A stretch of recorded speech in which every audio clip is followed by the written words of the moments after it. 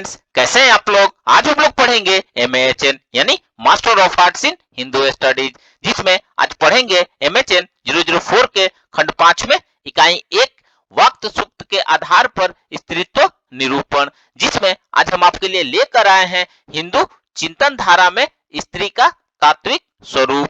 तो video start करने से पहले जो भी फ्रेंड्स हमारे चैनल पर नए आए हैं कृपया चैनल को सब्सक्राइब कर लें और बेल आइकन को प्रेस कर दें, ताकि जो भी लेटेस्ट वीडियो हमारे चैनल पे आए वो सबसे पहले आपको मिल सके। तो आइए ज्यादा टाइम को न लेते हुए चलते हैं अपने टॉपिक पर। वक्त सूक्त के आधार पर स्त्रीत्व निरूपण में हिंदू चिंतन धारा में स्त्री का तात्विक स्वरूप के बारे में पढ़ते हैं। तो आइए वीडियो को स्टार्ट करते हैं। हिंदू चिंतन धारा में स्त्री व पुरुष के तात्विक स्वरूप में कोई भेद नहीं है, अपितु अभेद की स्थिति है। तात्विक रूप से स्त्री व पुरुष दोनों वस्तुतः एक ही है, इसलिए अर्धनारीश्वर की कल्पना है। यहाँ स्त्री व पुरुष दोनों परस्पर एक दूसरे के पूरक है, दोनों का अपना पृथक व समान महत्व भी है। स्त्री देवी तथा आदि शक्ति के रूप में समादृत है।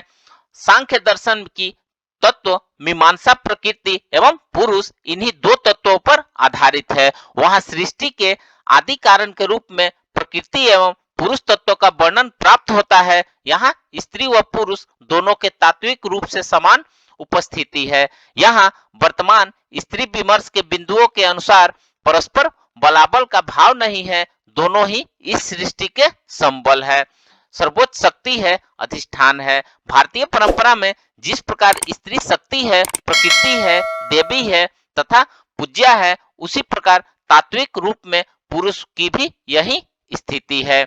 आइए अब नेक्स्ट पढ़ते हैं। हिंदू चिंतन धारा में स्त्री का सामाजिक स्वरूप व स्थिति।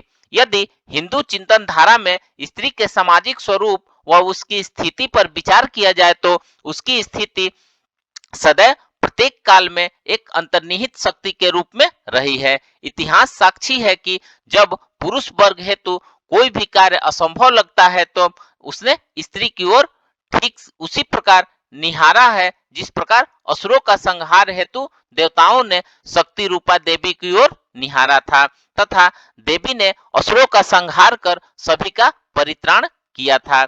इसी रूप में स्त्री का सामाजिक स्वरूप व स्थिति अत्यंत स्पष्ट है। हालांकि इस बात को नकार नहीं सकते कि इतिहास के कुछ कालों में स्त्रियों की शिक्षा व सुरक्षा के प्रश्न उपस्थित होने पर स्त्रियों की स्थिति में गिरावट आई तथा उनकी सीमाएं परिस्थितिवश संकुचित हुई, परंतु स्त्रियों के शक्ति स्वरूप के प्रति मूल भाव व भावना किसी भी प्रकार की न्यूनता नहीं आई। इतिहास के विभिन्न कालखंडों में परिस्थिति वसात स्त्रियों की स्थिति में आई गिरावट व उनमें स्वयं के प्रति आया हीनता का भाव को दूर करने तथा स्वयं के शक्ति स्वरूप के अभिज्ञान हेतु हिंदू चिंतन धारा में स्त्री के मौलिक तात्विक रूप का दर्शन सहज ही सहायक होगा। आइए अब नेक्स्ट पढ़ते हैं। स्त्री तत्व विषयक वैदिक चिंतन। भारतीय वेद ज्ञान परंपरा व हिंदू चिंतन धारा के उत्स हैं। ये वे हैं जो आकार ग्रंथ हैं, जिन्हें किसी भी आसन समस्या के समाधान हेतु सर्वप्रथम प्रमाण माना जाता है। वैदिक चिंतन स्त्रियों व स्त्रीत्व के विषय में बहुत सुदृढ़ सम्यक व संपन्न है। वेदों में प्रकृति व जगत के सर्वशक्तिमान रूपों की उपासना की गई है। वहां स्त्री तत्व अनेक रूपों में अपने विपुल शक्ति स्वरूप का उद्घाटन करता हुआ दिखाई पड़ता है, चाहे वह ऋग्वेद का वाक सूक्त हो, उषस सूक्त, रात्रि सूक्त अथवा अथर्ववेद का पृथ्वी सूक्त हो। अनेक मंत्रों व सूक्तों के दृष्टा के रूप में ऋषिकाओं का उल्लेख वैदिक स्त्री चिंतन की सद स्थिति का परिचायक है। वेदों में जगत की अधिष्ठात्री के रूप में स्त्री तत्व उपस्थित है, जिसके प्रति वैदिक ऋषि कृतज्ञता का भाव रखते हैं। अथर्ववेद में ऋषि अथवा पृथ्वी के प्रति कहते हैं कि हे पृथ्वी, जितना भी हम खनन कार्य आप पर करें उसकी शीघ्र पूर्ति हो जाए, हम आपके मर्मस्थलों को न स्पर्श करें। यही वह भाव है जिसके कारण आज भी प्रातः स्मरण में पृथ्वी को पैरों से स्पर्श करने पर क्षमा मांगी जाती है। वेदों में स्त्री तत्व विषयक अत्यंत उन्नत चिंतन प्राप्त होता है। वहाँ स्त्री तत्व माता के रूप में है, स्त्री तत्व सभी के धारक आधार के रूप में है, इस जगत के व्यवहार के आदि कारण के रूप में है। यदि वाक सूक्त पर दृष्टिपात किया जाए तो स्त्री तत्व ब्रह्मा विष्णु महेश की शक्तियों क्रमशः सृष्टि स्थिति व संहार का धारक व कारक है। आइए अब नेक्स्ट पढ़ते हैं वाक देवता एवं स्त्री तत्व। वाक सूक्त में वाक देवता स्वयं स्त्री रूप में उपस्थित है तथा स्वयं के गुणों को अभिव्यक्त कर रही है। यहाँ पर वाक देवता ने स्वयं को सर्वस्व का अधिष्ठान बताया है, जो कि स्त्री के तात्विक स्वरूप के वर्णन का सर्वोच्च परिपाक है। यह वर्णन भारतीय ज्ञान परंपरा आदि ग्रंथ ऋग्वेद में है। यह बात और भी महत्वपूर्ण है कि जिस संस्कृति के प्रारंभिक ग्रंथ में स्त्री तत्व का वर्णन इतना विशद व्यापक उदात्त हो, वहां जहां स्त्री तत्व को उपस्थिति इतने अपरिहार्य रूप में हो, उसे चिंतन धारा की समृद्धि का स्तर क्या होगा।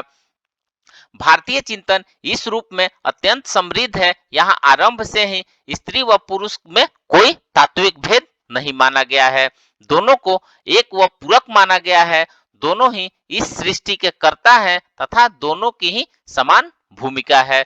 शक्ति अथवा बल को कभी भी इतने सूक्ष्म स्थूल रूप से भारतीय चिंतन धारा में नहीं देखा गया है जैसा आजकल देखा जा रहा है। शक्ति के अनेक रूप हैं तथा अनेक आयाम है। भारतीय दृष्टि में शक्ति बहुयामी है, वह केवल स्थूल शारीरिक शक्ति अथवा शाब्दिक मनोविनोद की शक्ति नहीं है। यहाँ शक्ति की कल्पना उस आदिकरण के रूप में है जिससे यह समस्त जगत उत्पन्न हुआ है तथा स्थित है, वे जिसमें जिसका लय होता है। इस प्रकार स्थूल रूप से सीमांकित शक्ति तथा बाह्य इंद्रियों द्वारा बिना किसी प्रयास की दृष्ट शक्ति भारतीय शक्ति की अवधारणा का एकांश मात्र भी नहीं है।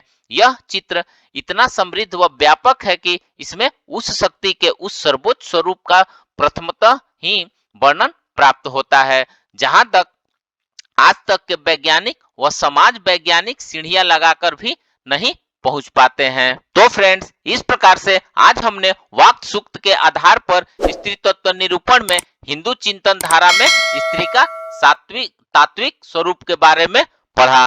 तो मिलते हैं एक नए वीडियो के साथ में, तब तक हमारे चैनल पे बने रहिए। धन्यवाद।